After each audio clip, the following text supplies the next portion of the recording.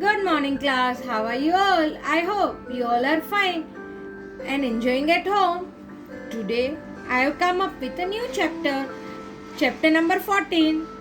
Superb chapter, you all will enjoy. Yes, our heritage. Heritage of India. What is heritage of India? You have already read about our natural and cultural heritage in class 4. If I am not wrong, fine. We'll now continue with more detail of our now. What is material heritage? Material heritage, it includes building, artifacts, paintings, coins, etc. that what have been left behind by our ancestor. Here, what is ancestor? You all know very good. Our forefather.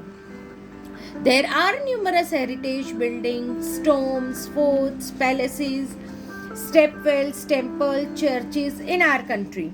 Each of them is having a story, either its own story or itself. The people who built them, when and why, the different material used, why, for what purpose they were built, why they are so important, things hidden in the treasure. So now we'll go for a treasure hunt. Alright, so we'll learn about few more other than what you have learned in Form 4. Architecture. India is a vast country and its own architectural heritage. Kashmir is well known for its garden, that is, it's having a two garden. One is Shalimar Bagh and Nishat Bagh. Shalimar Bagh is in Srinagar, which was built by Emperor Jahangir. It has a four terrace, one rising above the other. And the best part of this is the fourth terrace.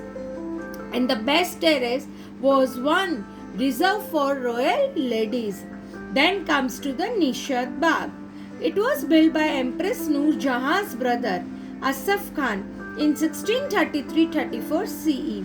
It has 12 terraces which represent the 12 sign of the zodiac. We all know we have a 12 sign of the zodiac. So these are the various, the famous for this all. Kashmir is famous for Shalimar Bagh and Nishat Bagh. You can see the picture of the various heritage building of our country. Red Fort. Yes, I know that you all are aware.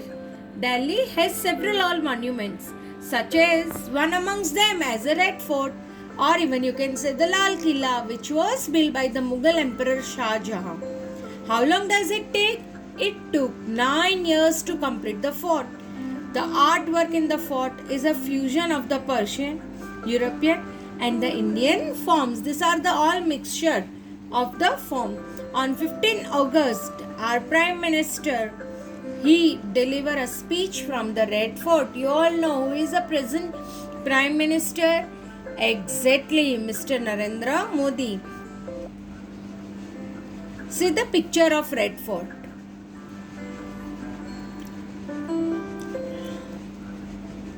Now comes to the Qutub Minar.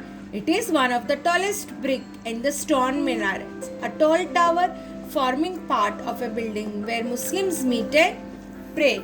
Find stone minarets, it means where a tall tower forming a part of a building where Muslims used to go, they used to meet and they used to pray. The iron pillar in Delhi in the Qutub complex has not yet rusted. Why? Because it has been said that at that time they used such a fine iron. Any iron it get rusted. Fine, but the iron pillar in Delhi, still it has been not rusted. Why? It is even said that it is having a excellent in engineering marvel. Qutbuddin Aibak of the Slave dynasty laid its foundation in 1199 CE and it was completed in 1230 CE. See, can you see the tall building of the Qutub Minar? Even in all three seasons, it has been not rusted. It is made up of iron. The Taj Mahal. Wow. You all know the Taj Mahal in Agra, one of the new seven wonders of the world, was built by Shah Jahan in the memory of his wife Mumtaz Mahal. It is made of white marble and is most popular with tourists the world over. All of the tourists who came from outside of the country, say for example from America, London, first of all they'll come to the Taj Mahal, they'll visit, and other now they'll go to the even the Statue of Unity. It took 22 years to complete the construction of the Taj Mahal. The tomb around is surrounded by 4 minarets, each more than 40 meters tall. At Sikandra near Agra lies Akbar's tomb. It was built between 1605 and 1300 century. It has been also said that Taj Mahal is also was constructed in such a way that they are slightly tilted toward the outside, so that even in the earthquake as a natural disaster, if it come, they would not fall on the tomb but would fall backwards onto the ground. This is the effect of the Taj Mahal.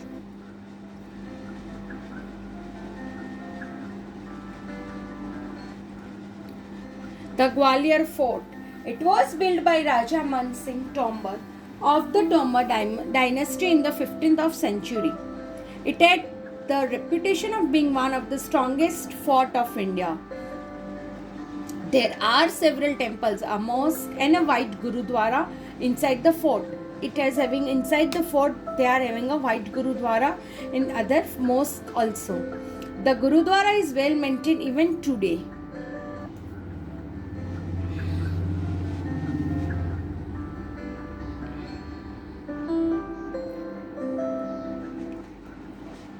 The Shivneri Fort is located near the Junna in Maharashtra. It is the birthplace of Shivaji, who founded the Maratha Empire. The fort has 7 huge gates, which one has to cross to enter, one after the other. Right in the middle of the fort is a small water pond, which is known as a Badami Talao. There is a temple situated near the Shivneri Fort. It is dedicated to goddess Shivani.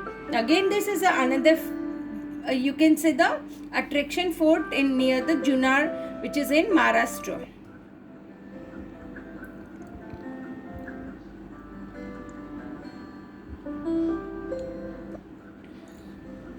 Thank you, class. I hope this many monuments are clear to you all. Now we will learn further in part 2. We will learn about Meenakshi temple, Sun temple, statue stupa, paintings and artifacts of the RR heritage. Goodbye. Stay home. Stay safe. If you fail or if you find any difficulty, do let me know through message or even you can call me. Bye bye, class.